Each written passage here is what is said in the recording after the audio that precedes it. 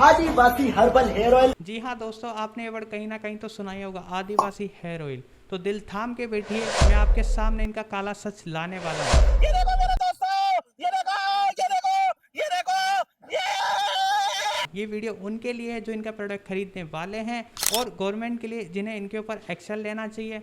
दूसरा, उन व्यापारी और उन स्टार्टअप के लिए जो कम समय में अधिक ग्रो करना चाहते हैं, अपना ब्रांड वैल्यू बनाना चाहते हैं, करोड़ों रुपए कमाना चाहते हैं। ये वीडियो हर व्यक्ति के लिए हेल्पफुल होने वाला है, तो दिल थाम के बैठिए और हमारे चैनल को सब्सक्राइब कीजिए। चलिए सबसे पहले शुरू करते हैं। ये कमिटमेंट करते हैं कि आपके गंजे सर में दोबारा बाल उगने शुरू हो जाएंगे, आपका डैंड्रफ कम हो जाएगा और आपके जो सफ़ेद बाल हैं वो काले हो जाएंगे। तो दोस्तों, मैंने भी इनका एक प्रोडक्ट मंगाया था एक वेबसाइट से, और वैसे सबसे बड़ी बात बताऊँ ना कि ये एक लोग नहीं है, ये बहुत सारे लोग हैं। पता नहीं हंसली इनमें से कौन सा वाला है। 10 लोग आके बोलते हैं कि मेरा अच्छा है, मेरा अच्छा है मालिक, मैं कर सकता हूँ। तो ये बहुत सारे प्रोडक्ट हैं बाज़ार में। जो मेन लीड बना रहा है बंदा, उसका प्रोडक्ट मैंने एक वेबसाइट से मंगाया। मैं जैसे ही मंगाया तो सबसे पहले मैं देखता हूँ कि उस पर कोई बैच नंबर नहीं था, ना ही कोई प्रोडक्ट के बारे में लिखा हुआ था डिस्क्रिप्शन, और ना ही कोई उस पर सीरियल नंबर या फिर ऐसी कुछ खास बात थी जो हमें प्रोडक्ट के बारे में ज़्यादा जान दें। सिर्फ हर्बल तेल लिखने से या फिर ऑर्गेनिक तेल लिखने से वो कोई तेल नहीं हो जाता ऑर्गेनिक। तो ये एक इनकी सबसे बड़ी कमी थी। इसके अकॉर्डिंग गवर्नमेंट इनके ऊपर एक्शन ले सकती है, क्योंकि अकॉर्डिंग टू कंज्यूमर एक्ट आपको बैच नंबर लिखना ज़रूरी होता है। ये दावा करते हैं कि हमारी 108 जड़ी बूटियों से बना होता है, तो उन जड़ी बूटियों का नाम लिखना भी ज़रूरी है। तो गवर्नमेंट इसके ब्याह पर इन पर एक्शन ले सकती है। आपने जिस तरीके से पतंजलि पर एक्शन लिया था, तो इन पर भी लेना चाहिए, क्योंकि ये करोड़ों की सेल कर रहे हैं और लोगों के साथ स्कैम हो रहा है।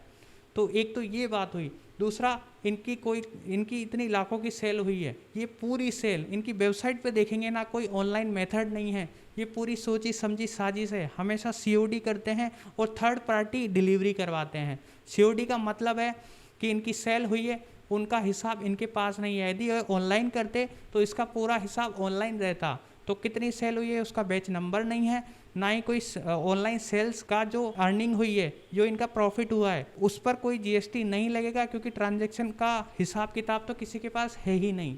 तो एक तो ये। दूसरा, ये बोलते हैं कि हमें अमेजोन फ्लिपकार्ट वाले लिस्ट करना नहीं आता। तो जो वेबसाइट बना सकता है वो अमेजोन और फ्लिपकार्ट पर लिस्ट क्यों नहीं कर सकता? दरअसल इसके पीछे मामला मैं बताता हूँ कि अमेजोन और फ्लिपकार्ट पर लिस्ट करने के लिए सबसे पहले जीएसटी नंबर चाहिए। तो दोस्तों, इनके पास जीएसटी नंबर शायद नहीं होगा। दूसरी बड़ी बात, ये अमेजोन और फ्लिपकार्ट आपके प्रॉफिट का 30 to 35 कमीशन लेते हैं। तो ये अपना प्रॉफिट किसी के साथ बांटना नहीं चाहते थे और अमेजोन फ्लिपकार्ट को कमीशन नहीं देना चाहते थे। ये डायरेक्ट कस्टमर को अपनी वेबसाइट पर लाना चाहते थे। दूसरा, मैं उसको लेकर के एक डॉक्टर के पास गया। मैंने उन्हें जाकर ये बताया कि ये जो है वो प्रूव करते हैं, ये डैंड्रफ रोकेंगे।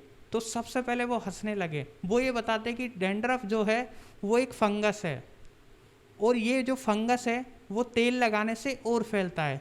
तो वो बहुत बुरी तरह हंसे और मुझे भी उनकी बात सुनकर बहुत हंसी आई। तो इसके बारे में आप गूगल पर जाकर भी देख सकते हैं कि डैंड्रफ कैसे फैलता है। ये फंगस इन्फेक्टेड बीमारी है। दूसरा, आपका खाना पीना बिगड़ता है तो आपके काले बाल सफ़ेद हो जाते हैं। ये इंटरनल बीमारी है, ना कि एक्सटर्नल। तो एक्सटर्नल आप कुछ भी कीजिए, ये ठीक नहीं हो सकती। दूसरा, ये बोलते हैं बाल झड़ना रोक सकते हैं। यहाँ ये कुछ हद तक ठीक है। सिर्फ अगर मैं डॉक्टर मुझे बताते हैं कि सिर्फ 20% इसमें फ़ायदेमंद है जिनके बाल थोड़े कमज़ोर हो गए हैं, क्योंकि जो तेल है वो नरिशमेंट करता है, जो आपके जो रूट हैं उनको स्ट्रॉन्ग बनाता है। तो यहाँ सिर्फ 20% ही फ़ायदे में, बाकी 80% ये बात भी फेक है। अब आते हैं इनकी वायरल मार्केटिंग पर। ये कैसे इतनी जल्दी लोगों तक कैसे पहुँचे? स्टार्टअप वालों, मैं आपको ये लिख के देता हूँ कि यदि आप भी इनकी स्ट्रेटेजी यूज़ लेते हैं तो आप भी बहुत जल्दी ग्रो कर जाएंगे और इनकी तरह करोड़ों रुपए कमाने लगेंगे। बट जेन्युइन तरीके से कंज्यूमर प्रोटेक्शन के अंदर जीएसटी नंबर लेकर के। तो चलिए इनकी वायरल स्ट्रेटेजी के बारे में जानते हैं। सबसे पहले इन्होंने स्ट्रेटेजी यूज ली, उसका नाम है गोरिल्ला स्टोरी टेलिंग स्ट्रेटेजी। इसमें यह होता है कि एक स्टोरी बनाई जाती है, लोगों की फीलिंग के साथ खेला जाता है और उसके बिहार पे प्रोडक्ट बेचा जाता है। तो इन्होंने भी यही किया। सबसे पहले अपने आप को गरीब आदिवासी बताया और पिछड़े हुए वर्ग का बताया। इन्होंने सिंपल स्क्रिप्ट में ये लिखा कि हमें अमेजोन फ्लिपकार्ट पे लिस्ट करना नहीं आता। जो वेबसाइट बना सकता है क्या वो लिस्ट नहीं कर सकता? आपकी सिंपैथी इन्होंने गेन की और उसके बिहार पर आपको प्रोडक्ट बेचा। ये कुल मिला के आपकी फीलिंग के साथ खेला गया है। दूसरा, इन्होंने जो वायरल मार्केटिंग यूज़ की वो हर ब्रांड यूज़ लेता है, बड़े से बड़ा, पर इन्होंने कुछ एक नेक्स्ट लेवल पे जा कर के यूज़ ली। उसका नाम है इन्फ्लुएंसर वायरल मार्केटिंग। दोस्तों, सोशल मीडिया के हर एक इन्फ्लुएंसर को उठाया गया, जो हर एक कंटेंट बनाता है, हर एक ऑडियंस को टारगेट किया गया, हर एक इन्फ्लुएंसर को मुंह मांगी रकम मुंह पे फेंक कर मारी गई। और उन्हें इन्फ्लुएंसर को इनके पास जाना आसान इसलिए लगा क्योंकि लोगों की सिंपैथी गेन भी होगी, उनकी अच्छी इमेज भी बनेगी, उनको पैसा भी मिला।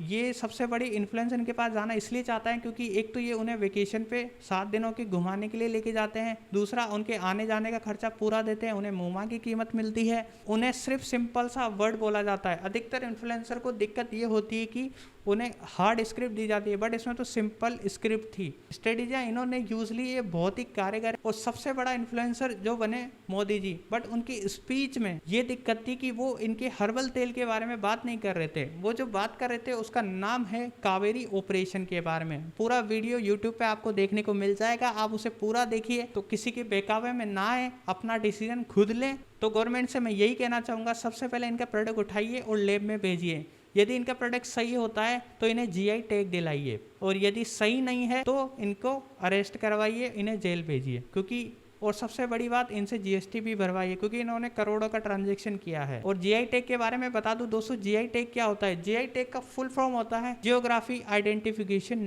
अगर मैं नॉर्मल सेब का भी नाम लूँ तो सबसे पहले आपके दिमाग में यही आता है, हिमाचल या कश्मीर, क्योंकि यहीं सबसे ज़्यादा सेब होती है। ऐसे सोजत की हीना मेहंदी, तो ये एक जीआई टैग इनको मिला हुआ है कि हाँ, ये सबसे बढ़िया मेहंदी या सबसे बढ़िया चीज़ यहीं मिलती है। तो हर प्रोडक्ट के हिसाब से उसके जो जियोग्राफी है उसके हिसाब से उन्हें टैग दिया जाता है। तो यदि अगर ये सही है तो गवर्नमेंट को कहूँगा कि इन्हें जीआई टैग दिलाएं, इनका प्रोटेक्शन करें, और यदि ये सही नहीं है तो इनके ऊपर केस करें। तो दोस्तों, मैं आपको ये भी रिकमेंड करना चाहूँगा कि यदि आप भी कोई प्रोडक्ट खरीदते हैं तो सबसे पहले उसका डिस्क्रिप्शन पढ़िए, उसके बारे में रिसर्च करिए, फिर मंगाइए। क्योंकि आजकल ऑर्गेनिक चीज़ें कम मिलती है और स्कैम आपके साथ ज़्यादा होता है। आपकी मेहनत की कमाई ये लूट लेते हैं बड़ी आसानी से। तो ऐसी और टिप्स और ट्रिक्स जानने के लिए हमारे चैनल को फॉलो कीजिए। बिजनेस टिप्स में सबसे आगे मैं आपको रखूँगा। जय हिंद दोस्तों, मिलते हैं अगले वीडियो में।